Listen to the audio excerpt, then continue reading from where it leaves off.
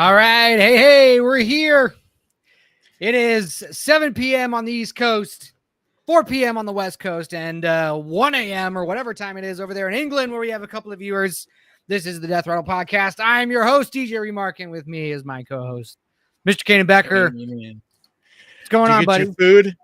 I did. Yeah, sorry, folks. This is going to be an eating stream for me because my life this whole week has just been nonstop, and it's going to be like that until Sunday when I fly out of the country to go to the Cannes Film Festival. So that's the big news for me. Yeah, and I have so other than being a very famous, rich, and successful YouTuber, I do commercial video production, and so I just got super booked this week that I should not have booked the stuff that I have booked. And also, but it's always hard to turn down money. That's the thing. Like I gotta eat still. That's the realities of life. But yeah, so that's been my week. And like, literally, like the good news though is I get half a day on Sunday because I'm flying out at like 5 o'clock. So I'm going to land in Atlanta around 6, about 5:45, and then fly out of Atlanta. I have an hour layover, and then I fly out of Atlanta around like 8 o'clock, 8:30 for Nice, and it's a 9-hour flight. How long of a flight? 9 hours. Yeah. So I'm hoping to get some sleep. What time's it going to be when you get there? I think it's going to be noon. Oh, when I get there. Yeah. As long as you could sleep on the plane, man, you'll be able to like hit the ground running. That's what I'm hoping for. And I gave myself a day. So Monday, so I land Monday. This festival doesn't start until Tuesday. So Tuesday's when the festival starts. So I gave myself Monday to recover. And, you know, I'm going to try to stay up. They said stay up until their nighttime and then go to bed. And that's how to do it. So that's what I'm going to do. But that's it. How was your week while I open my food? It was good. I just work, trying to get stuff done. I've been just like you with your channel. Horror Sucks, by the way. If you guys want to go check out his channel and his new updated look. Go check out Horror Sucks because I updated the channel. It looks professional now, I think. At least it looks better than what I had it. Yeah, so, I think it looks good. But if you can find it, apparently YouTube has been burying it. So yeah, I was able to eventually find it. But like, yeah, it was buried pretty good. But anyway, so yeah, I've been just focusing on, because the thing is, no matter how long you're doing this, I feel like you can always get better every single video. And so I always try to pick out a new thing that I'm trying to, just refine and make better. And so thumbnails and titles have been my life basically for the last week. Trying to think what movies came out last week. Oh, dude, I went and saw oh crap, what's it called? Hold on, give me a second. I'll look. I finally saw Until Dawn over the weekend, so we can talk about that a little bit if you want. I saw a Rosario. Oh yeah, was that good? Dude, it's so fun. Okay. So fun. It's fucking wild, dude.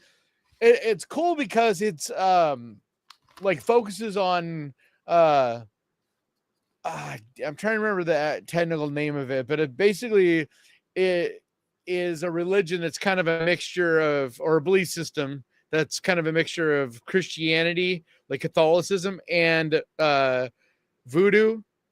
Oh, so it's like a lot of the brujerias are. But I forget the name of the actual, but so the movie is basically deals with that type of witchcraft / supernatural stuff. And it's cool because like within minutes, it's basically just like, yeah, supernatural exists, deal with it. You know what I mean? It's one of those like Evil Dead, where it's like, it doesn't waste any time letting you know that the universe that you're in, there's no question supernatural exists and it's bonkers. And so, I mean, it gets full on like very, very Evil Dead, like gross, like bodily fluids, black ooze, that kind of shit, like crazy stuff. And like it all kind of takes place in just like this one apartment building.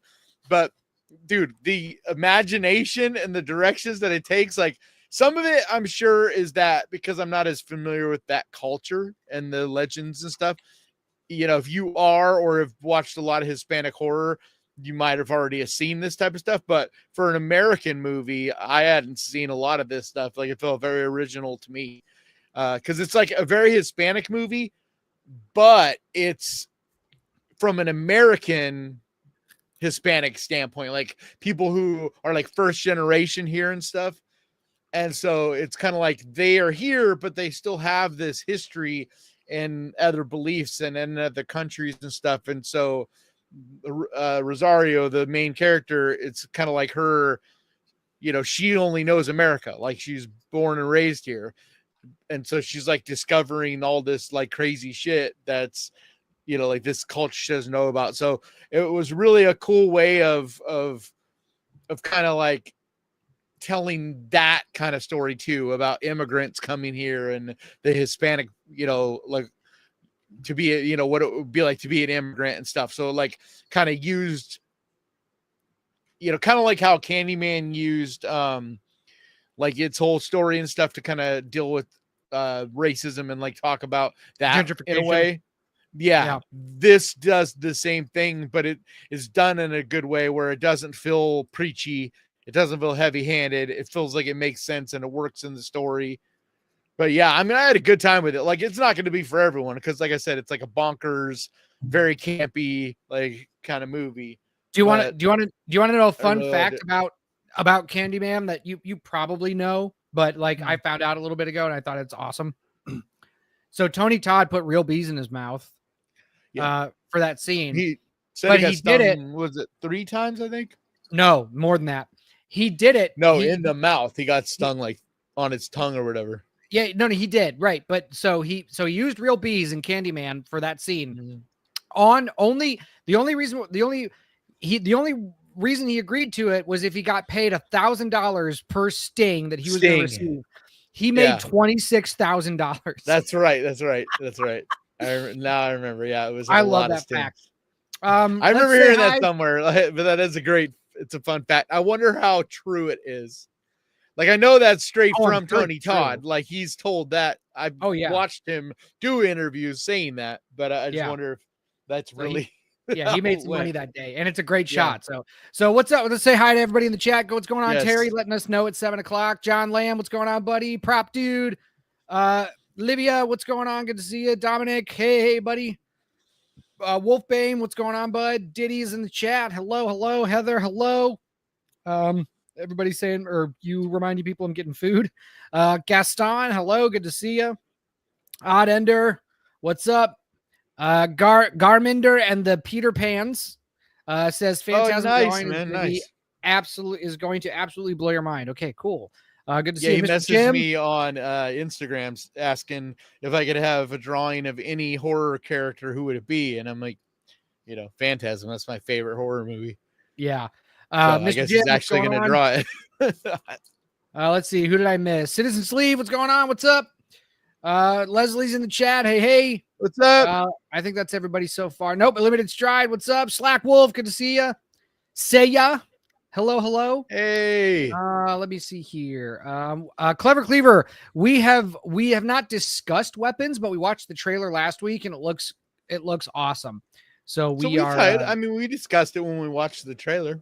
Yeah, well, yeah, but okay, fine. Yes, then we discussed it. But we'll probably. We haven't seen it, so the's not much else to discuss other than, you know, the trailer. So right. But we got a couple trailers to watch today. I haven't seen either of these trailers. I haven't seen them either. There's one podcast or one trailer, another big new one, but I refuse to watch it. I have not watched the new. Don't watch it together. Don't watch it. Don't watch it. Yeah, the new trailer for Together. Don't watch it. It spoils the fuck out of the movie. Well, great, because I put that in the title of today's podcast, so I guess we're not watching it. No, I told you the long walk. I know. I know. We're different. I made the title before you sent me some news. Because like we already saw the teaser trailer for Together, and South by South. Everybody I know that was at South by Southwest and saw the movie, has seen this new trailer that came out like yesterday and are like, dude, do not watch this. They're trying to tell as many people on Twitter and stuff as they can, like, don't watch it. It just spoils the fuck out of the movie. Yeah. And like, I mean, I think most of us already kind of have an idea of where that is going, like what it's going to be doing, but it's another thing to actually see stuff, you know? Right. Yeah, I And don't like, want. I don't want to see the visuals. Like, I know it's supposed to get into body horror, and I'm like, I want to save all the body horror visuals until I go to the movie. And I haven't seen the new 28 Years Later trailer either, and it played. Yeah, it played over the Until Dawn. It played over Until, and I closed my eyes and like started like just fucking with my ears, so I didn't see or hear anything because I didn't want to. That first trailer is so good. I'm like, I don't need another one.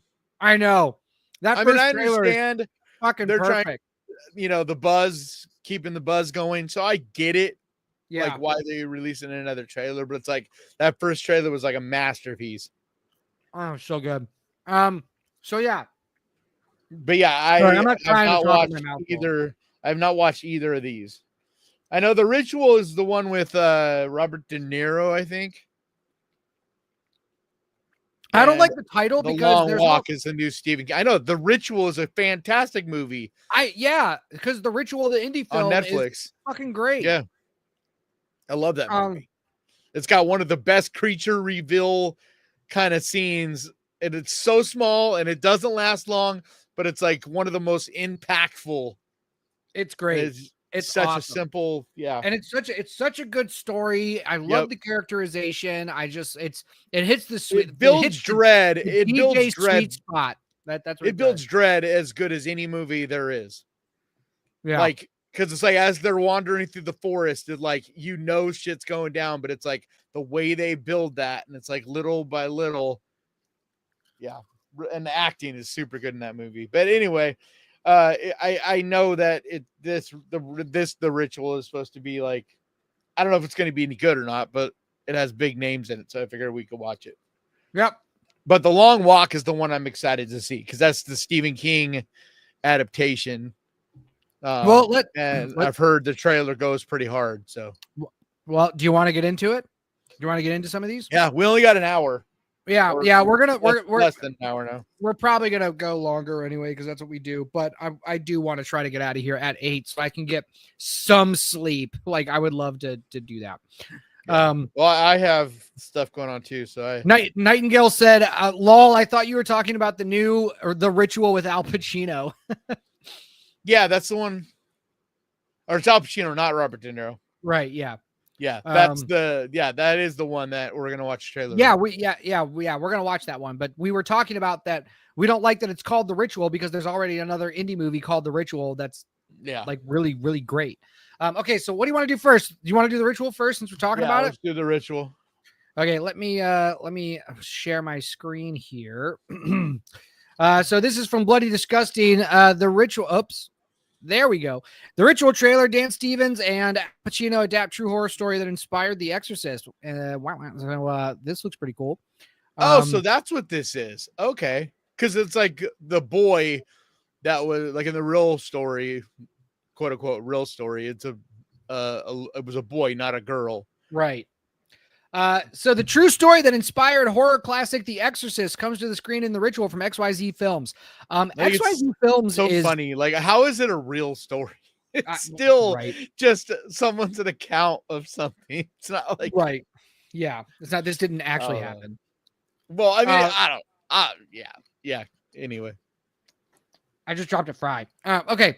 From XYZ Films, and the official trailer has been unleashed this morning. We're gonna watch it. Al Pacino and Dan Stevens head into the exorcism arena for the upcoming horror movie The Ritual, which will be released exclusively in movie theaters on June 6th of this year. Sanctioned by the church. Really? Wow. Well, it says sanctioned by the church, condemned by Satan, based on the true story of the possession of Emma Schmidt, David. Wait, what? What? That's all right, weird. It's not actually sanctioned by the church. Yeah. I think this is the log line. Sanctioned by the church, condemned by Satan, based on the true story of the possession of Emma Schmidt, David Middle or Meidel, directs I thought it was Middle. Script he co-wrote with Enrico Natali. Two priests, one questioning his faith. Who wrote the script? He co-wrote it with Enrico Natali. Who co-wrote it? Like who? David Middle. Who? Oh, David Middle. Okay. David Middle directs from. What else has he done? I don't know. Leslie says, "Oh yay, another exorcism movie." I know, right? That's what I know. That's what I'm saying. Especially when it's like it's based on The Exorcist, so it's basically. Right. It's but like here's the thing, like that other fucking Exorcist movie last summer with what's his name was kind of the same thing. I don't like a lot of possession and exorcism movies because I feel like they all just try to be the next Exorcist, and it's like they do. You gotta stop.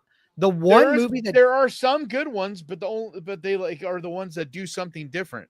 So The Taking of Deborah Logan, is incredible, and I always recommend that. It's awesome. Okay. I think that's David Middle, not. Oh, is it Middle? Okay. The film is said to be an authentic portrayal of the Schmidt case, which remains the most thoroughly documented exorcism in American history. Learn the truth at theritualmovie.com. Okay. All right, let's watch this. We're going to go here and we're going to do this and we're going to do this. Damn it. How does he spell his name again? It's M-I-D-D. M-I-D-E-L-L. M-I-D-L-L. E-L-L. Yep. E-L-L. All right, here we go. Let me start at the beginning. Here we go.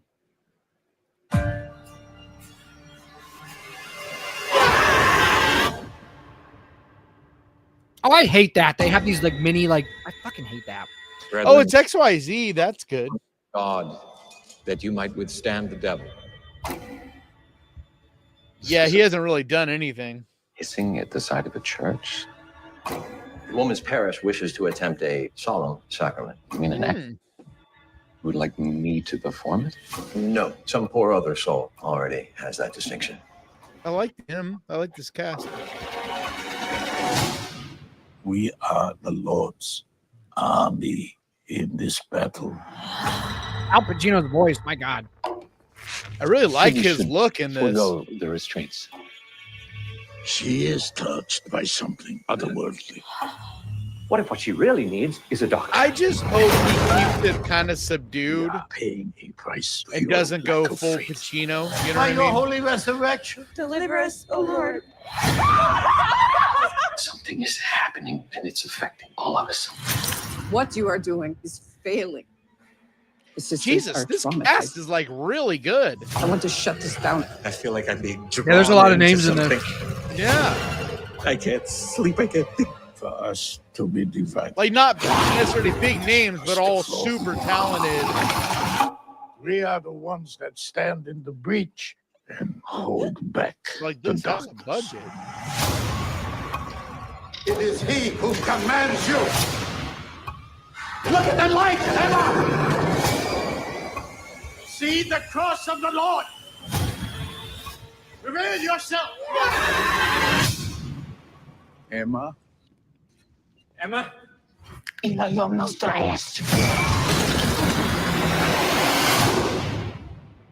just doesn't feel like it does anything that we haven't seen 1,000 times. I know. Like, yeah, the cast looks great. Like, really is a really good cast. But I just have a hard time believing that it's going to do anything that makes it like it looks like a movie that you'll see and be like, oh, great cast, whatever, and forget about it, a week later. Yeah, probably. I hope not, but I wonder what the we'll budget see. is. I'm trying to find the budget for this. I can see this easily falling over into melodrama, but we'll see. That too. Like where it's much more of a drama than it is a horror movie. Saya says needs more Keanu Reeves. Which actually could make it a better movie. You know what I mean? Like if they do lean more into the drama instead of the horror. I meant melodrama. I didn't mean like drama. I meant like melodrama, like, over the top kind of stuff. So that was that. So chat, what'd you think? I don't see a reported budget anywhere. But that looks like a mid-budget movie, like a $40 million kind of project. Yeah. Citizen Sleep says looks like every other exorcism film for the last 40 years. Yep. Wolfbane says, well, they finally got Al Pacino. Vorpal says, I'll give it a chance, but my expectations are low. Vorpal, why aren't you typing in all caps today, buddy? Are you not feeling good? He only does that when he's trying to bust our balls. I know. I know. John Connor When says, he, if Hollywood, when he comments like a normal human, he doesn't cap everything. he says, if Hollywood wanted to make the ultimate exorcism movie, they could try to adapt Malachi Martin's Hostage to the Devil. I haven't heard of that. Yep. I was just going to say, yep. Malachi, it's one of but Malachi Martin wrote a bunch of books, and he's like I personally don't believe any of it, but that's my own personal beliefs. But of any priest out there, he has the most like credible, so to speak, exorcisms. Like he performed a shitload of exorcisms and dealt with a bunch of like different cases. And there's not a lot of priests that have ever publicly come out and talked about that stuff. So it doesn't mean I believe any of it, but at least he's like, he was actually a priest, and his perspective and his like opinion on what happened or whatever. I mean, you could say the same thing about all the Conjuring movies. Like Ed and Lorraine Warren were fucking scam artists. Yeah. But they make for great fiction. And so that's my thought on Malachi Martin. I don't believe it. To me, I think it's all scam stuff, just like the Warrens, but it still makes for compelling stories because at least it's interesting stuff. You know what I mean? These are stories that were told before there was 1,000 other ones, Right. I'm just Heather says it looks all right. My only guess is that they won't sell the rights because Malachi Martin wrote a bunch of stuff, dude. Like he was on Coast to Coast a ton before he died. I love that show. Yep. And like Art Bell interviewed him like super famous interviews with him because the stuff he was saying was like before we had a lot of these other stories and things to do with exorcism and this and that. And so like in the 90s hearing this stuff was crazy because like you hadn't heard any of this before, just like all the alien stuff and whatever. But anyway, I mean, I think it looks like it's got a great cast, so I think that could make it a decent movie. I think it'll be decent, but I feel like we're going to come away being underwhelmed because it's going to be like, yeah, it was good. It's well done. It's just doing the same thing we've seen, like it'll have good polish, good acting, good storytelling. But at the end of the day, it's going to still be telling a story that's been done to death. I'm really surprised that got greenlit. Odd Ender says Pacino's in that for the paycheck point of his career, not expecting much. I don't agree.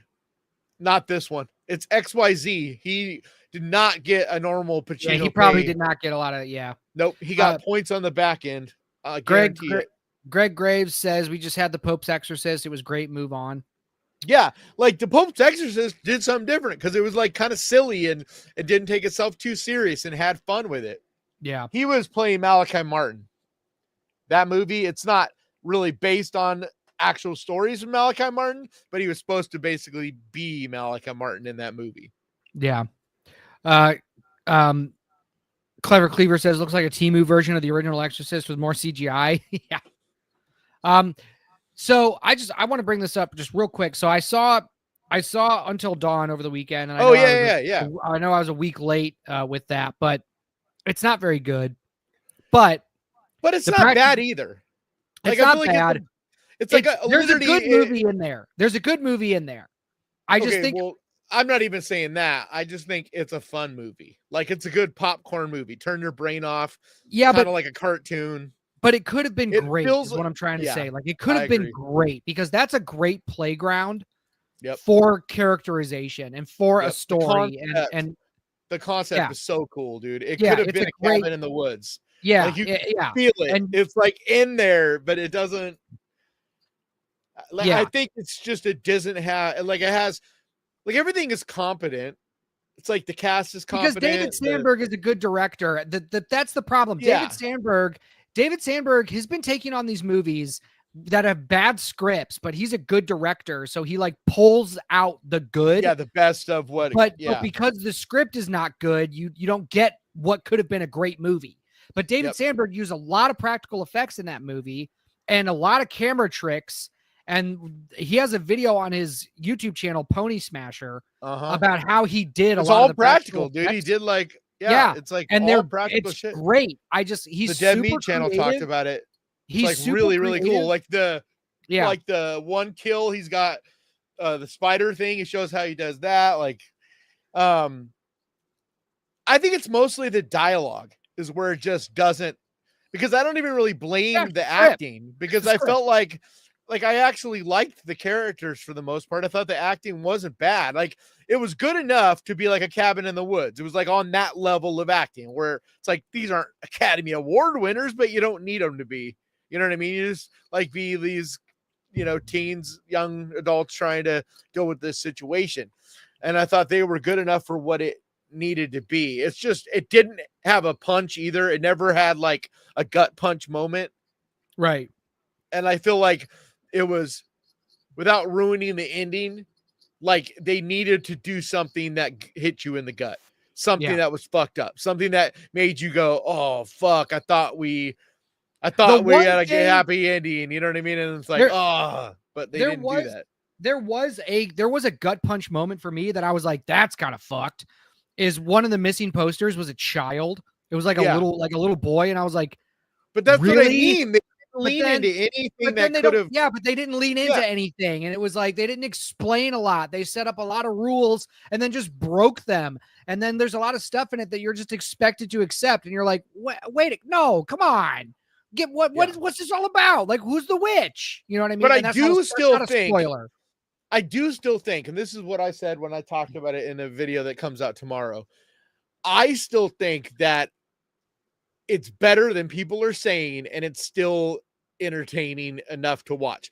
I'm not saying go spend money in a theater, but I think when it drops on Netflix this summer, I think Halloween time, it's going to be a fun movie because it's got like every kind of horror thing, and because of the practical effects, it's gory as shit. It's got some really creative, fun kills.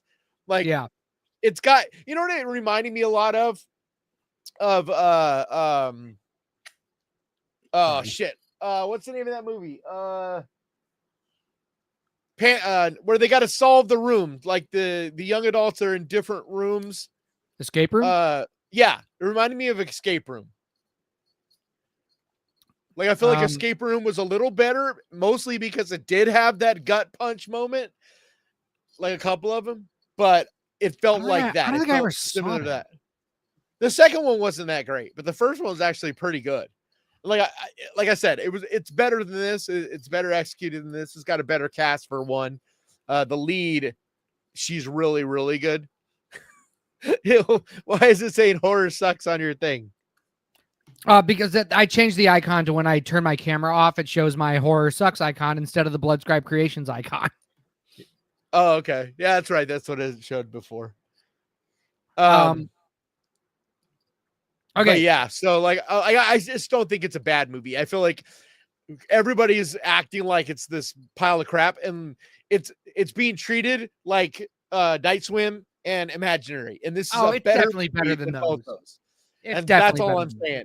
It's like better than any of our popcorn horror movies from last year, because like we had Tarot, that was another one. We had Afraid, and all those were supposed to be that popcorn horror movie where, it's where it's nothing to take serious. You just have fun. This actually does scratch that itch, Those didn't. There was nothing fun about them, nothing creative about them. They were just crap. So all right. Let's get into these other trailers. You want to do the long walk? Well, let's yeah, and then I guess we'll talk about the influencer news after. Yeah. All right. So again, from Bloody Disgusting, the Long Walk trailer. This harrowing Stephen King adaptation is not afraid to kill kids. And there's a dead body of a kid. So yep, I've heard that this is one of the better Stephen King stories as far as what could be adapted into a movie. Like, a lot of Stephen King fans are really excited about this. So all right, so from Bloody Disgusting, the trailer for The Long Walk asks a haunting question: how far can you go? The beginning of the official trailer, featuring Shabuzi's infectious Last of My Kind, sets up a coming-of-age tale before giving away to the dystopian. This dystopian horrors. If it's just gonna step by step tell us the trailer, don't. Like that's pointless. Why even like go through and tell us what is in the trailer?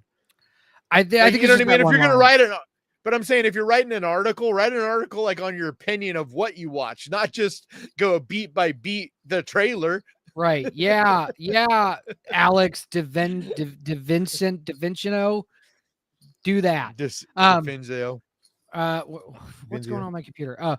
Based on Stephen King's 1979 novel of the same name, The Long Walk arrives in theaters September 12th from Lionsgate. We're going to watch the official trailer. Story follows Raymond Garrity, a 16-year-old who takes part in an annual contest in which 100 teens must journey nonstop and under strict rules until only one is left alive. Oh, I remember reading this. Yeah, because it's supposed Francis to like Lawrence people are saying Hunger Games, but actually fucked up.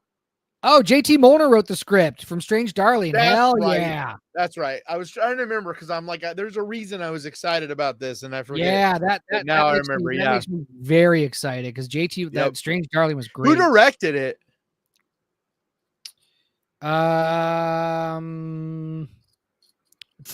Francis Lawrence. I Am Legend and Constantine. Oh shit. So yeah, this has a good duo on it. Yeah. Okay. I personally I love Constantine. People talk shit about that movie. I love that movie. I also enjoyed Constantine, and I will not tolerate shit talking about that movie. All right, here we go.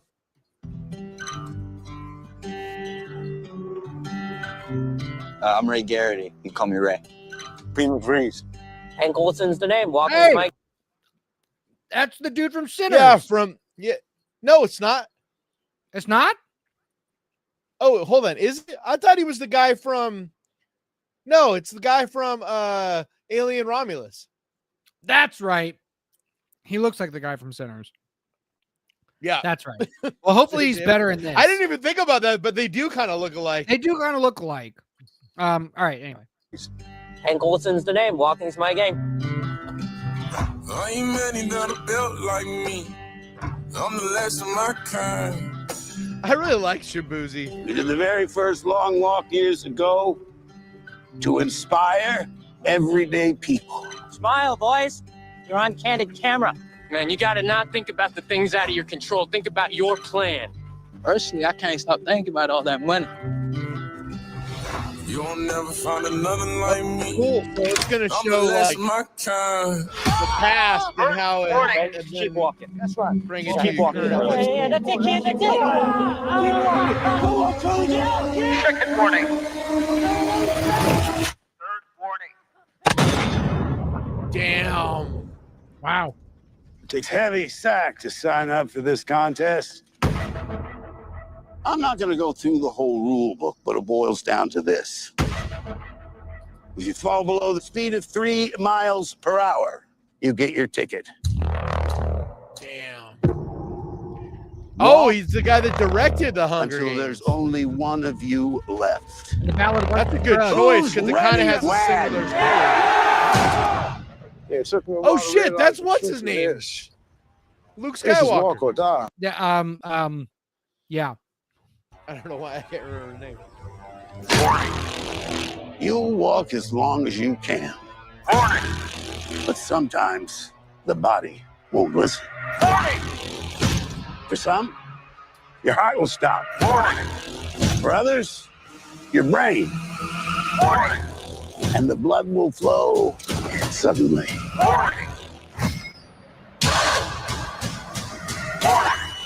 There's one winner.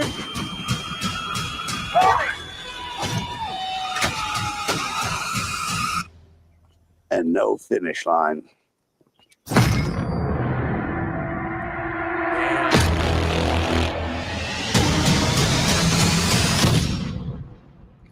Dude, this is gonna get fucking hard to watch, man.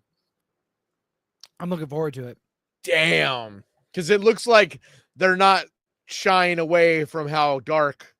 Mark Hamill, sorry. Jesus God. Yeah, Mark Hamill. We're allowed to have a brain fart. I don't give a fuck.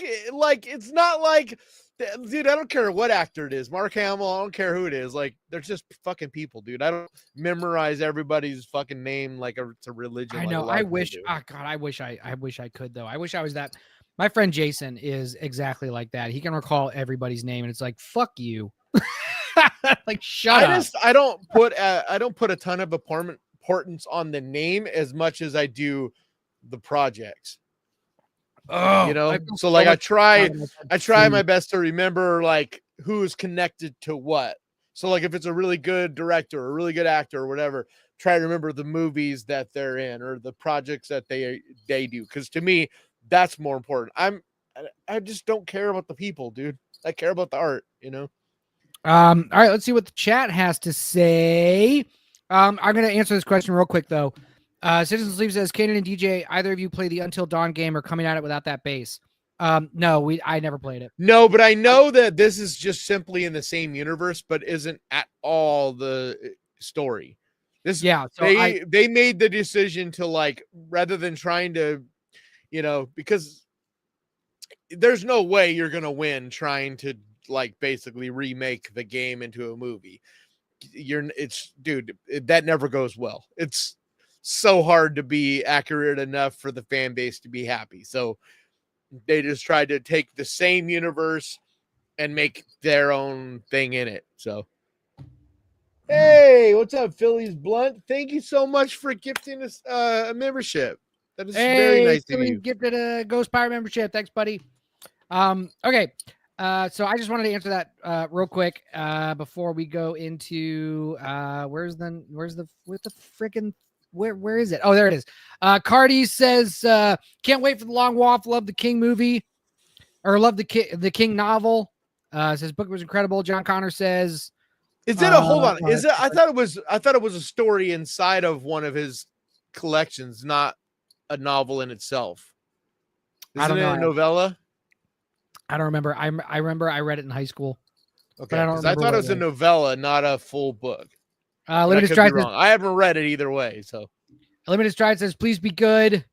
It looks good. It's got good talent around it. I don't see it not being good. Like, it may not blow us away, but I'll be surprised if it's not at least good. You know what I mean? Like, at least worth watching.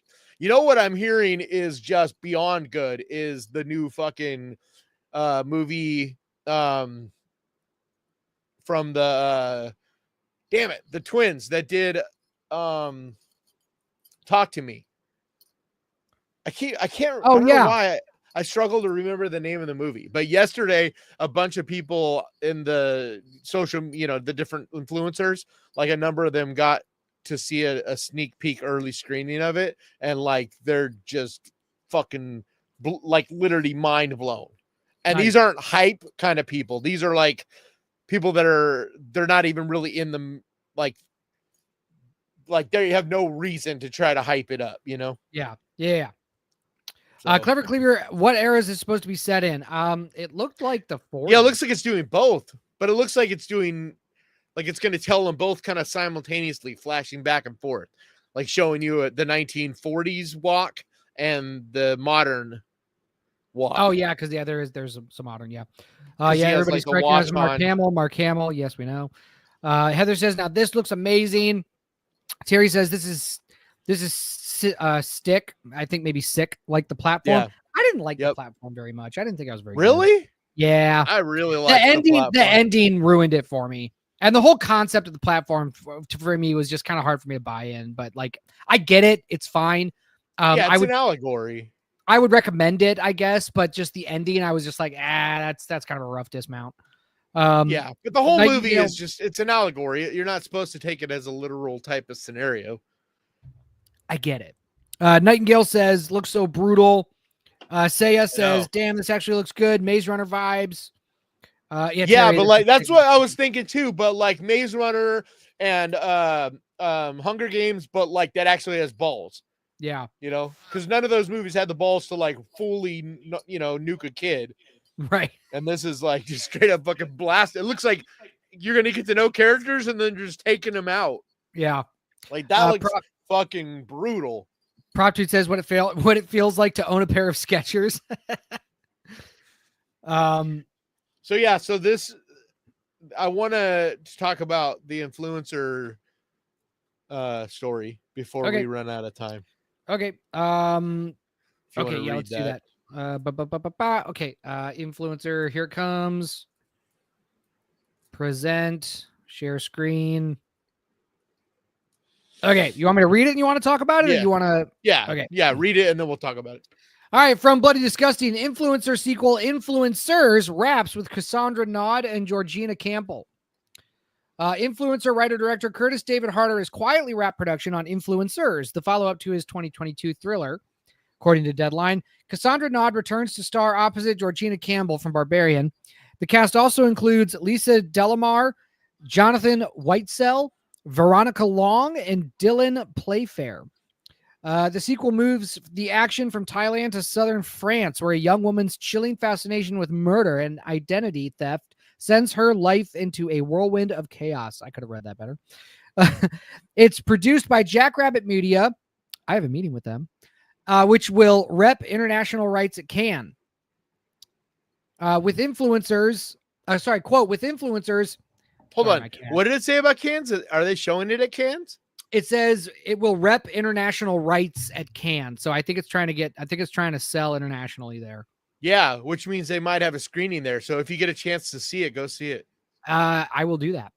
But I have a meeting with Jackrabbit Media, so I'm pretty excited. Hell yeah. With influencers, I wanted to revisit the themes of control and illusion, but from a new angle. One that's more seductive, more dangerous, more unhinged. Yeah, said Harder. It's a film that plays with perception. Fans of Influencer will feel something familiar beneath the surface, but the real fun is discovering just how deep those connections run. Quote, Curtis has once again crafted a film that's both sharply contemporary and deeply unsettling, said Shudder SVP Emily Gatto. Influencers seduces the viewer with atmosphere and aesthetic before cutting into something darker, smarter, and much more dangerous. It's exactly the kind of visionary genre storytelling we're proud to support. Dude, she doesn't comment on like every movie. It's not like, so for her to actually make a quote about it. But is that the end of it? No, quote, we couldn't be more excited to share Influencers with the world, added Jackrabbit CEO Jack Campbell. Curtis has elevated his vision in every way. The film is more elegant, more unsettling, and more twisted. We're confident it will be one of the most talked about titles at Cannes. I might be able to go see this at Cannes, depending on when the screening is. So I will definitely do that. You don't see a lot of horror movies at Cannes either. But anyway, yeah, so that's the end. I know Talk to Me was represented there too, like back when it was anyway, yeah, I'm so excited about this. I really hope that this one gets in the theaters though, because Influencer was supposed to be in theaters because it's a Shudder production just like this, right? But because of 2020, it ended up just going straight to the platform. But it is such a good movie, dude, and still not enough people have seen it or know about it. But it is so much better than you would ever think it would be. For one, he's a great director. Like the way the movie looks and the pacing of it and the way it gets way more dark and fucked up than you like. Just it's a savage. I need to watch movie. it. I passed it over because I don't care about influencer movies. Because that's why most people have. I think influencer culture. I think influencer culture is just like the lowest tier of cringe, and so that's why I just passed it up. But I'll go watch it if you think it's good. I'll everybody. Go watch it. I mean, everybody does. Like everybody that's seen the movie was like blown away. It's just unfortunately not. But like, dude, I mean, the fact that they greenlit and are paying for a sequel says a lot, because it was more of one of those movies that critically did amazing, but nobody is like regular people still don't really like. It's not like a ton of regular people know about it. It didn't have like, it didn't do a Late Night with the Devil kind of thing where everybody was buzzing and talking about it, you know, because it came out in 2020. But dude, I mean, like I know that Dead Meat James has raved about it. Like everybody I know that reviewed it has been giving it gave it glowing reviews back when it came out. It's just, it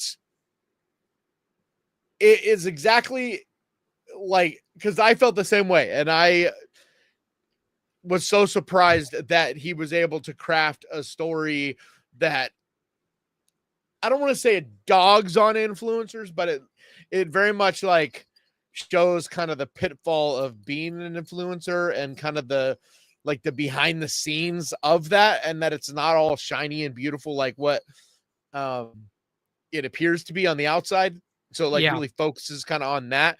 It's one of those movies that it like has a lot more to it, and I think that's what makes it such a good movie, because it has a lot of layers to it, more than what it just is on the surface, you know?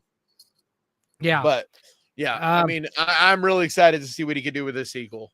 And I love that they're bringing back Cassandra Nod, because she's just amazing in it. Like, she's gorgeous, but she's just such a damn good actress. She was in a number of other things I've seen her in as well. But pairing her up with Georgina Campbell, like, that's fucking exciting, because Georgina Campbell was great in Barbarian, but she's even better in Lovely, Dark, and Deep. And like, that's when I was really impressed with her. Did you not see that, or did you see that movie? I saw it. I didn't like it. I didn't think it was very good. A lot of people didn't. I did, but there's her performance, regardless of there's a bunch of story her performance is really good. Yeah, I know a lot of people have issues with that. A lot of people have issues with it because it does get convoluted and kind of confusing the way it wraps up, and kind of, I reviewed it on the Horror Sucks YouTube channel. Go to Horror Sucks to watch my Lovely, Dark, and Deep review. You always give me shit, but I don't watch anybody's reviews, man. No, I know. No, that was for the chat. Any horror channels anymore. That wasn't for you. That was for the chat. It's such a strange thing. I used to watch like everybody, like all the time, because I watch I watch your stuff. You do not. Yes, I do. You do not watch all my videos. No, I don't watch every. No, I don't watch. No, I don't watch everyone, but I don't watch every one of anybody else that I subscribe to. But if I got a spare 15 minutes, I'll throw on a Ghost Pirate video. Yeah. Yeah. If you put your face on your videos, I might start watching it. Why? Why do you want to see my face in my videos? It's not going to change. Because that's the whole point. No. Anybody, AI can put a voice to fucking. Yeah, but it sounds like AI. There's plenty of very popular faceless. No. There's good AI now that it's hard to tell that it's AI. You can tell it's me because I mispronounce words and talk like an idiot. So I know, but I'm just saying, like, we're not too far off before there's no difference between a video that an AI can literally make, where you just tell it, make a video about reviewing so-and-so movie. And so, like, the reason that I'm so big on your face and personality on camera is because that's the only thing that'll separate us as, artists going forward, Well, maybe one day, but for now, I'm just I get it. It's a whole nother thing being on camera. It's a whole nother thing being on camera. Trust me, I know. Like, it's a lot of fucking work putting your face. And you got an interesting look too. I mean, like, especially with the eye patch, like that develops. That develops. You start watching yourself and editing your videos with you in them. Your look starts to develop too, because you start seeing things you like and don't like, and you start getting ideas of what looks cool on camera, what doesn't. Like, I mean, I was a singer of a metal band, but it's not like you look like some schlub either. Well, thank you. So. All right, so let's go to the chat. But, I mean, dude, there's the most regular looking people in the world. I mean, like, I love Sean Chandler and Cody Leach. They're both great people. Same with Ken Sledge, but they're all regular looking people, and they're on camera. They are all very handsome people. So are you, dude. Like, you were just as good looking as any of them. I mean, look at James, dude. James from Dead Meat. And especially if you look at James when he first started. Like, when he first started versus now, like, he looks a lot cooler and more interesting now. Look, maybe when I hit 1,000 subs, I'll go on. I'll go on. It's just camera. Good food for thought. Well, thank you. PJR is in the chat, says Yo Kane just dropped in to say hi. What up? Marcus says Battle Royale vibes. I think he's talking about The Long Walk. Yeah. Like, I do feel that from it, as far as like that vicious dark quality with kids, but the difference is the kids were pit against each other to, like, And I wonder if this will end up doing that at all. Like if you'll have a bad egg that starts doing things to like knockout competition, it could go that direction. But Battle Royale is much more like, and that's why this looks interesting to me, is because it's like Hunger Games literally ripped off Battle Royale. It's the exact same premise basically. Yeah. And not even as brutal. But at least like this to me looks like, same with Maze Runner. Like this looks like it's doing its own thing. On top of that, it also predates any of that stuff because it's Stephen King book from a long time ago. So it's not like it's ripping off any of the other source material. Yeah. So Greg says, love that on Letterkenny they call them influenzas. That's funny. Citizen Sleeve says, I haven't watched much horror this week, which is unusual for me. Latest episode of Mobland, Last of Us, and playing Oblivion. Yeah. Did he liked Influencer? Mike says, hey Kay. What up? Mr. Halloween says, Until Dawn is very forgettable, went in for the kills, which paid off in spades, but left a lot of unanswered and unexplored. This seemed it was made for a franchise with so much hanging in the air. Yeah, that was pretty much my review. I know. My only thought is maybe it didn't do good enough. I think it probably lost money. So, but my hope was that maybe this could be a good jumping off point and that they could expand on some of these ideas and in this universe and make some cool shit. But I don't think it made enough money for any of that anyway. So, yeah, and there's, they do have a sequel bait ending, which is that's not a spoiler, but it's just like kind of. Come on. It's a sequel bait. But I mean, it's not a sequel bait. Yeah, but it's not like it's not. I know, but but it's not a cliffhanger. Yes, there's a little bit of cliffhangers aren't sequel baits. A lot of them are. Okay, it's not one of those endings where if it doesn't have a sequel, you're like, "Fuck, man, that's fuck." Okay, right? Yeah. It's set up to where it could easily roll into another one and leave you with if you loved it, be like, "Oh, maybe they'll make a sequel." I doubt they will, though. I just doubt they will. Wolfbane says filmmakers are allowed to be filmmakers. I have no issues, but do we really need an influencer sequel? I mean, do we really need any sequels? I think that I don't see why we wouldn't want a sequel to that movie because of one, it's the same filmmaker. He wrote it, directed it. It's not like a franchise like Friday the 13th or something where you got different people coming in and you know what I mean? This is the same guy expanding on his own universe. And I'm always for that. It's like Oddity and Caveat. Yeah. It's both those movies are a lot of people don't realize that they are in the same universe, but they are. And it's not exactly a sequel, but it basically is because it's still him making another movie in that same universe. So yeah, I don't know. I'm it's like if the guy, if what's his name, that did Strange Darling, if he came out and was like, I'm going to make a sequel or a prequel or whatever, I'd be like, fuck yeah, dude. You're the guy that did it. You wrote it, directed it. Right. No, I guess something different than making this franchise IP sequel. Clever Cleaver says, haven't been influenced enough to watch Influencer yet. Well, apparently it's good. So what sucks is the name. The name, I really believe it's turned off a lot of people because so many people, when they see Influencer, they just think of Jake Paul. Just think of these annoying, and it's not like that at all. For one, you actually really like the quote unquote influencer that's in it. They are not necessarily they're not really the villain in it.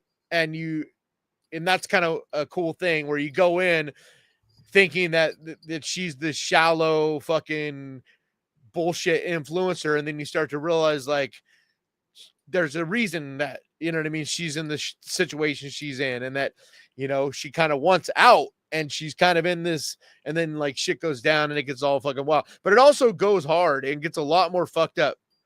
It's a lot more of a darker, twisted movie. It's got that psychological thriller element to it that's really cool, and a fantastic ending, like a very fucking cool ending. Cool. Really Wolfbane satisfying says, ending. I dig influencer, more thriller than horror, though. Mm-hmm. Mr. Wonderful Like says, I said, hello. it's a psychological. Well, it's definitely still horror, bro. Like it's got some really horrific elements in it. Like some of the shit. I mean, I think maybe you're forgetting like some of the stuff that goes down in the like condo and like. I mean, it's got some horror shit for sure in it. Okay, I guess that was all the influencer stuff. So we're now getting into people telling me about my personality. Oh, please inform me who I am. I don't know. Well, no, that's chat to inform me. Well, Leslie says, seriously, DJ, people like to feel a connection. It's all about the brand. And Heather says, show your personality, DJ. Seiya says, I absolutely agree with Canon on this. We need more real humans more than anything. All this AI crap is giving me a rash. Well, I don't use AI, so don't worry about that. But my point wasn't that you do. It's just that you're going to be up against like very shortly. Like if you really want your channel to be successful, you're going to have to be on camera or hire someone to be on camera, because like within the next 2 years, there's going to be hundreds and hundreds of thousands of AI channels that are basically, there already is. There already are. But, yeah. But right now they still feel AI. Yeah. But that's the problem. In a couple years from now, especially if they have a human assist, like, so there's a human kind of writing the scripts or, having like involved. Yeah. And it's, faceless, I mean, eventually we're going to have faces too. You know what I mean? Like AI will be able to fucking look like a regular old dude on camera. We'll see. And our flaws, I've said this my entire life. It's why I love tattoos, because tattoos are scars, and that's why I've never wanted a perfect tattoo. And as fucked up as my tattoos are, I don't get them covered up. I don't get them fixed, because like those flaws, those scars, those are what make me Kanan. I hate talking in that first person or third person, whatever. But you know what I mean? Yeah. You know what I mean? Like it's what makes me me. You cannot make an AI of me, because like I'm fucked up. I'm gonna say fucked up stuff because I have a fat fucking tongue that flubs up words and shit. Prop Dude says default character generation features are A-okay. I'll send you some armor. Hell yeah, dude. I'll take some armor. Okay. Let me see here. Oh, Heather says I actually meant show off. Yeah. Let me see here. John Connor says, well, Battle Royale and Hunger Games forces kids to compete. The long walk seems to be voluntary for these kids to participate. Yeah. This is similar with Stephen King. Well, no, that's not really true, because the Hunger Games is technically volunteer, remember? Like, because she volunteers to place of her sister. Right, but everybody has to participate. It's just who's going to participate. Yeah, but this looks like, so it has a little bit of like a Squid Game, like a little bit of a Squid Game thing going to it, but I mean, they're fucking kids, dude. I know. Spartacus says, sup, Kane. What up? I guess it also has what was it called? Running Man. Yeah, like Running Man owns. Which didn't Stephen King write Running Man? I don't know. I'm pretty sure that that's a Stephen King novel. Or thank you, Mr. Wonderful, for the sub. Thank you, appreciate that. Thank you, Limited Stride, for bumping for the likes. Thank you. It's Skaven says Kanan's just the I, no A. That's good. Yeah, Stephen King wrote The Running Man in 1982. Nice. That's interesting, because it's really kind of similar to this, but with The Running Man, people think that it's these like convicts are given like a choice to do this, and that they volunteer to do it to get a lighter sentence and stuff. Yeah. But in reality, they're forced, and they're not even actually prisoners. Right. Marcus says, not going to lie, I'd love to be able to hide behind an AI puppet and have a channel hosted by that. I mean, do it. There's a bunch of channels that like a bunch of people that like wear costumes and masks and stuff. Like it's not one of my favorite channels, but one of the channels that I like to watch is Doomcock. I like to watch that channel sometimes, and he has this entire personality of like, he's what's the guy like who underground. what's the guy who wears like the mummy horror channel that he wears like a mummy kind of costume or whatever? I don't know. But I mean, but there are people like me. I don't know what that is. But no, there are people that's not AI. That's not AI. Right. I don't have respect for AI stuff because there's no creativity with it. Yeah. You know what I mean? You're literally just having a machine make something for you. That's like, what's the point? Why have a channel? Right. If it's just gonna, you know, I mean, for money, that's the only reason they exist right now is people just basically trying to fucking get rich, and all you're doing is fucking it up for all the humans out there. You're just polluting the waters. You know, because like some of these AI channels, it's insane, dude. They get like millions of fucking views, and you're just like, how in the fuck, dude? Why are people watching this stuff? Like, if you type in, I think a lot of it also bot accounts. No, they they get these fucking views. You don't think that it's a bunch of bot accounts? Like trying to boost the views? Well, no, because bot accounts will do the sub stuff, but they don't really do the views like YouTube, because they don't want to pay you money. That's why you have to wait a month to get your paycheck. Is because they verify every, like, they as in their computers verify every view. Like there's something like, it's like 3 seconds, or I think they just upped it now. So it's got to be a certain amount of time. And that's why bots don't work anymore, because bots will like click on the video for like split second, just long enough to register a view and then move on. That's how bots are designed. I got you. Like, so I forget exactly how it works, but basically you have to have someone watch for, it's more than a few, it's not like a full minute or anything, but like 10 seconds or whatever for it to actually count as a view towards your income. Yeah. So like subscribers, yes, there's a lot of bot subscribers on a lot of these ghost channels, but a lot of their views are real, and it's because they just know how to game the system. They just make things that are because they can make them so fast because they're AI built. So they like within minutes, they can make a fucking video. So like say there's a new story on Elon Musk or whatever, right? They'll make a video that has that topic in minutes and post it up. And so it's the first thing that's going to pop out in your search engine. If you're like, what's that story on Elon Musk? I want to know more about, and they'll have some bullshit video that they made and be like that. And so that's how that shit goes viral. Yeah. Heather says, do you plan to see Eddington while it can? I wasn't planning on it. I'm going to be participating mostly in the film market there. So the reason I'm going to Cannes is to try to get international distribution for the Hellgate.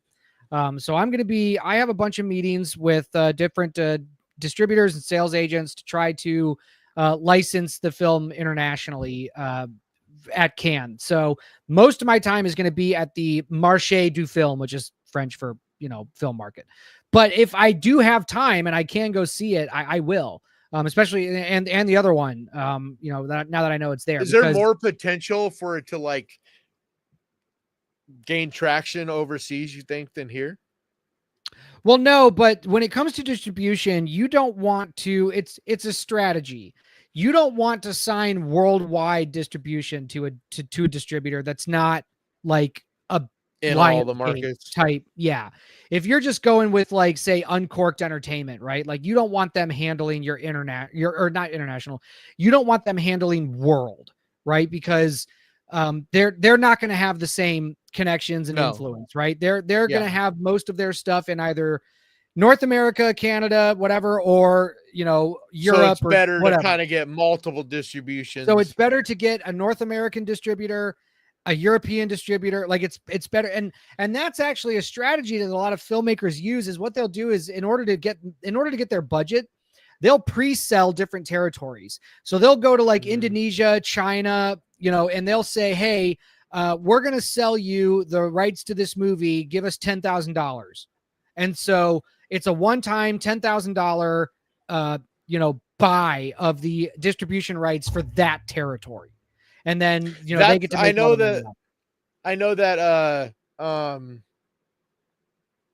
oh shit, what's it called? I was just thinking about it earlier. That Taiwanese super gory movie. Oh, The Sadness.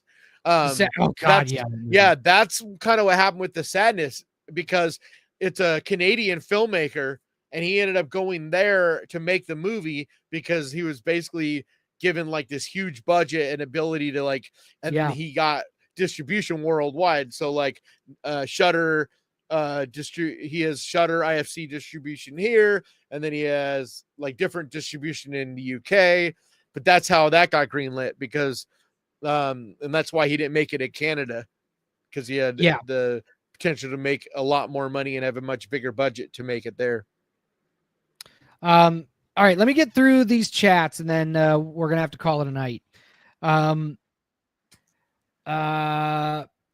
Halloween says Until Dawn is at almost 15 million domestic and another 20 million international. That's 36 million total as of today. It costs 15 million, not counting advertising. So everything it pretty much makes now is bank. If it was made for, no, it's 45, so it's about more like 45 million. Was what it needs to break even. They're gonna need about 45-50 million in order to make a profit off the movie. Yeah, it's not a movie that's gonna, like, horror doesn't lose money. It just doesn't. No. Horror movies rarely lose money. And so it's not that it didn't do decent as far as a horror movie goes or whatever, but it didn't do good enough to get sequels, is what I was saying. Like, it's not like if it had made like 100 something million, we would be getting a sequel. Like Five Nights at Freddy's. If it had made Five Nights at Freddy's money, that's why Five Nights got a greenlit sequel like right away, because it made like 100 and was like 145 or something like that. And then even more than that globally, but like it's like it was like 145 in the States. Yeah. You know, same with Minecraft. Minecraft made so much fucking money. That's why they greenlit a sequel. Like, yeah, but they didn't. I thought that Minecraft has been dropping off. I thought that movie was going to make, dude, but it's projection. It's going to make $500 million. It's already made $500 million. It's made 876 million worldwide, but it's not going to make $1 billion. I thought that movie was going to make $1 billion. It's not. No. It's not going to hit $1 billion. Well, no, but it was projected. Like, they were happy, dude. They would have been thrilled to make like 400 million from it. I will be right worldwide. It wasn't. I don't know what the projections were on it, but they did not project it to be anything close to where it's at. But it's because it was just a meme, dude. It wasn't like based on it being actually a really good movie. Where are you at in the chat? Damn it, dude. I'm back. Sorry, somebody was at my door. What I was saying is the reason it dropped off is because it wasn't successful because it's actually a good movie. It was successful because it became basically a meme. Yeah. And so, and on top of that, you know, a lot of kids love the game, but it wasn't like like, for instance, Sinners is still killing it because of word of mouth. Sinners is killing it because it's actually a really fucking good movie. Yeah. Like, that movie, everybody said there's no way it was going to break even. It's not only going to break even, it's going to make money. Oh, yeah. Mr. Wonderful, yes, Doomcock. Look up his channel. He's pretty funny, and he's really he's got his finger on the pulse of a lot of, and he likes to make videos about Disney losing money. Like, that's his favorite thing, is shitting on Disney. So if people's favorite thing is shitting on Disney, it also is something that works well for views. Yeah. Anytime you talk about Disney or Marvel. Speaking of Marvel, dude, I fucking told you that this movie looked good. What? I told you that it had potential to be at least decent. Oh, Thunderbolts? Yeah, it's actually good. It's not just potential to be okay. It's actually a good movie. It's the best Marvel in a couple years. That's not saying a lot, Kanan. Well, it's not up to the gold standard. I'm not going to say it's as good as like when they were at their peak. It's not as good as like all the Avengers movies, but it's not far off, dude. I think it'll surprise you how good it is, because it actually is a movie. Like, a lot of people are saying that it's like, it's not like what they usually do, where everything is just leading to the next thing and it's just trying to set up some other bullshit. It's not. It's actually a movie. It's a contained movie that you care about, with characters you care about, with like a story arc. Like, it's got the things that make an actual movie in it. But so much of what makes it good is the cast. Like Florence Pugh is just phenomenal, dude. Like She's the whole cast. Yeah, the whole cast is really good actors, and so like that's really what makes it work, you know. Okay. I was very surprised how good it was. Okay. Because I'm not a Marvel guy, dude. I get it. Let me get through these. K Haas says, "Have you guys seen the Long Walk trailer?" Yes, K Haas. We watched it. We talked about it. It was great. So yeah, watch the replay or rewind us. Yeah, rewind probably about talk about it.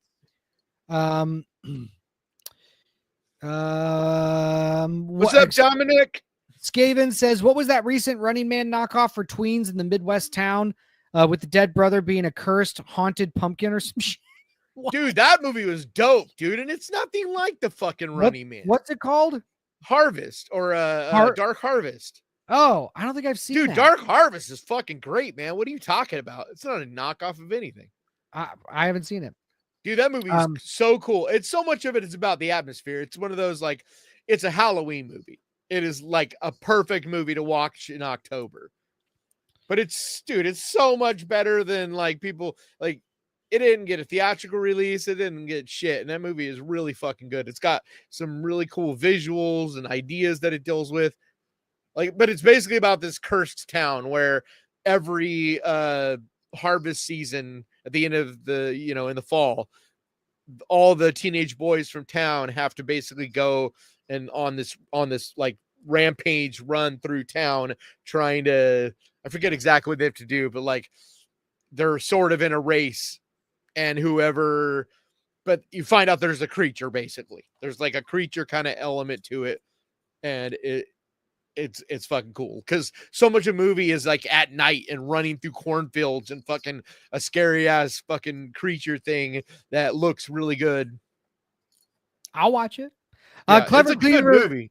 Clever Cleaver says, "Yeah, shit, show the Hellgate trailer again." So here's some news on that. I am making a trailer for the Hellgate.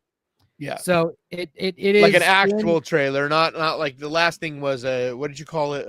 Sizzle reel. Sizzle reel, yeah. This is like an actual trailer, like story point. Like I have a few. It's looking good. Things, I have a few things to clean up. Yeah, Kanan's seen you got it. like what 2 passes on it so far? Yeah, I'm doing a third pass. I'm going to be exporting the third pass here pretty soon. But like the meat of it's done. He's like so smoothing it out. Here's the proof. It's right here. Here's the proof of the trailer. What are you using to edit it? DaVinci. Okay. I use DaVinci. Do you have DaVinci? What? Did you have DaVinci Pro? Yeah. I paid the $250. It's worth it. Yeah. It's absolutely worth it because it's one time you get all the updates. But here it is. So here it is. I have it and can't fucking use it because of my carpal tunnel. It sucks. But yeah, so I have it. But I'll watch. Yeah, but I'll play the I'll play the sizzle reel for you guys if you want. No, that's how we'll end it. When the actual trailer is done, you'll play it on the sizzle reel. We've already shown the sizzle reel. I'm just saying if they want to watch, because that's what Clever wants to watch again. Okay. But I was just saying I am working on a trailer, but I can play the sizzle reel. Prop Dude says, "Quick, start talking about bare asses so we extend the show another 2 hours." I know, right? God. There's a furry, not documentary exactly. It's like an interview thing with a bunch of people that are furries that I keep meaning to send you. Like you got to watch it, dude. You got to watch it. Like I don't want to watch furries. It is very informative and it will totally change your opinion on furries. Oh my God. Okay, fine.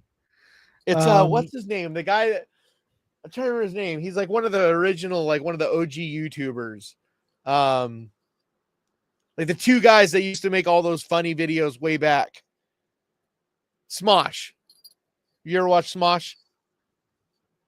It's one of the Smosh is like one of the OG channels, but they're actually from Sacramento, which is weird. But they were the first channel to hit 1 million subs and like first one to ever hit 10 million subs, like first channel to make over $1 million. Like they were the first for like everything because they were like really the first viral channel because they made these skits. They would, every week make like like a Saturday Night Live almost kind of skit, like a little 2 or 3 minute long. But they were actually funny. They were really good. But anyway, one of the guys from Smosh, because like they still exist, but you know, they're kind of different now. And so one of the channels is like they interview people, and they interview people from like different walks of life that may not be something that, you know, because like they open my eyes to a lot of things that I'm like, I don't know, all the things you always see. I always end up walking away thinking the same thing. It's like humans are fucking all human. Like we're all so much more alike than we realize. It's like you might have a weird thing about you, but when you boil it down, like you're still just a human. Wolfbane says, good stream tonight, but we didn't really party. Sorry, guys. We can't party all the time. Maybe next time. Until Dawn was decent. What does partying mean? Well, because we were talking about boobs for 2 hours last week. That's okay. That was the party. A Long Walk looks interesting, and Florence Pugh is a cutie and she can act. Limited Stride says, show the sizzle. All right, we'll show it when we're going out. Dude, her performance like is up there as one of the best performances by a Marvel character, I think, in this movie. Like, just straight up acting wise. I'm not saying as far as like the character, like the writing of it. I'm talking about like what she does with this character in this movie, because the big thing about this movie is it's dealing with basically a bunch of characters that are suicidal, you know, like and not like the Suicide Squad where they're all pieces of shit, because like that's what I want in my like a real movie. But it works because like you can really relate to the characters in it. And so that's why it becomes, like I said, it makes for an actual movie.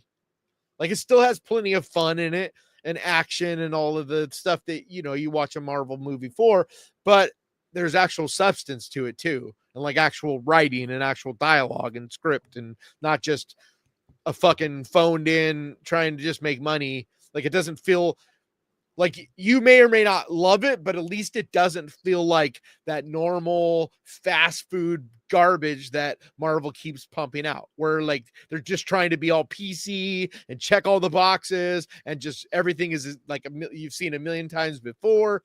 Like there's lots of things that are different filling in this. Like even the villain, like what the villain does and the story arc of the villain feels unique in it.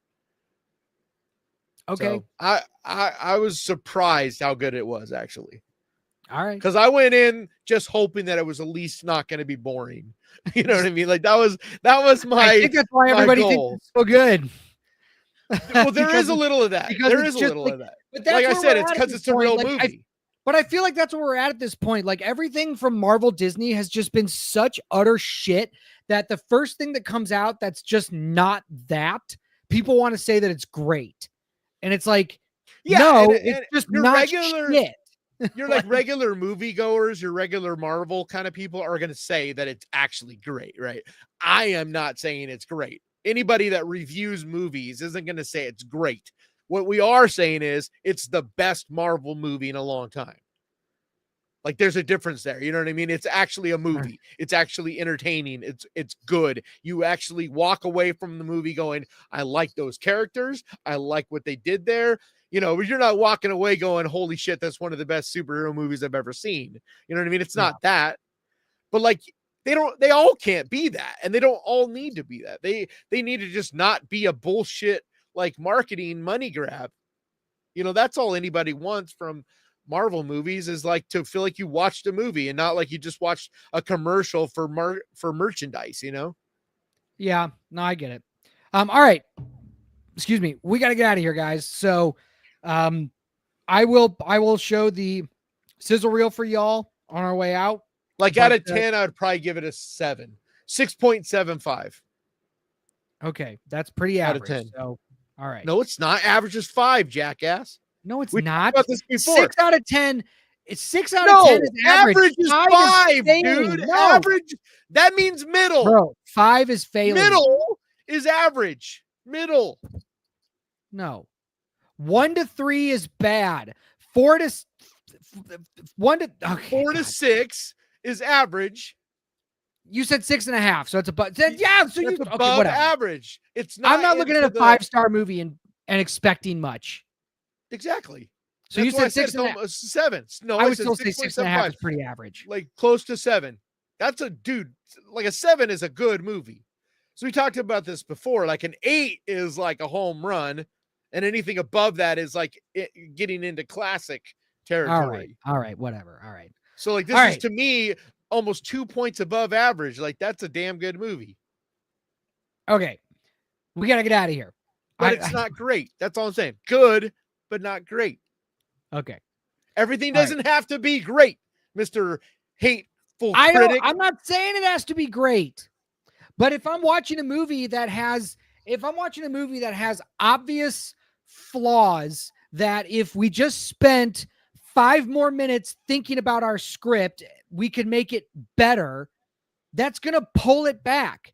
It's going to be a reason, and that's why I said you'll come out. Why it's bad, because it's like we could have thought about this. That's why Alien Romulus sucks so much ass, is because they didn't spend any time on that script. All they did were like, how can we shoehorn in all of this key jangling original movie callbacks? How much can we stuff this in? Let's have a gross CGI monstrosity of the late Ian Holm, just so that we can be like, look, it's. Did you hear that they fixed that for the Blu-ray? Did you hear about that? What do you mean they fixed it? They got rid of it? Yeah, because I guess the story goes that Fede Alvarez almost cut that completely out. He wanted to. The studio basically wouldn't let him cut that out because he was like, it looks like shit. And the special effects team was like, we don't have enough time. Like, if you can give us a little bit longer, we'll make that stuff. Because they actually made a practical fucking thing. That's what's even more jacked up about it. The Ian Holmes thing, they had a practical version of it that actually looks pretty good.